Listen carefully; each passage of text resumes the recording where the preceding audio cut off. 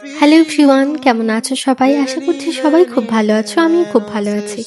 আজকে আমি যাচ্ছি আমার মায়ের বাড়িতে। আমরা যখন বেরিয়েছিলাম চারিদিকে তখন সন্ধে নেমেছে। আজকে তোমাদের সঙ্গে আমি একটা খুব সুন্দর মিষ্টির দোকানের লোকেশন শেয়ার করতে যাচ্ছি, যেটা কিন্তু হাবড়ার একটা বিখ্যাত মিষ্টির দোকান। মিষ্টির দোকানটার নাম হচ্ছে মা মনসা সুইটস। আর আমরা আজকে এখান থেকেই ডিসাইড করেছিলাম মিষ্টি নেব।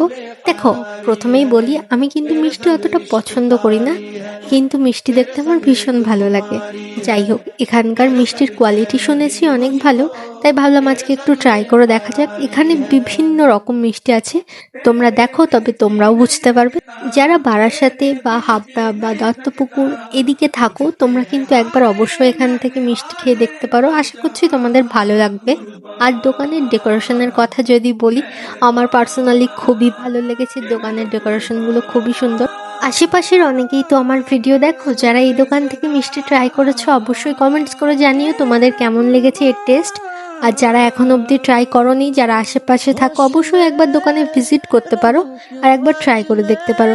আশা করছি তোমরা হতাশ হবে না। দোকানের এক্স্যাক্ট লোকেশন হচ্ছে দত্তপুকুর বাজারে খোসলা ইলেকট্রনিক্সের ঠিক বিপরীত দিকেই আছে। আর তোমরা আসলেই কিন্তু বুঝতে পেরে যাবে।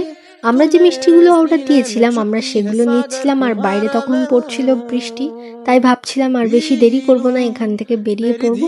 আর তোমাদেরকে আরো একবার বাইরে থেকে আমি এই দোকানের ভিউটা দেখাচ্ছি। দেখো, তোমরা নিজেরাই বুঝতে পারবে যে দোকানটা কত সুন্দর।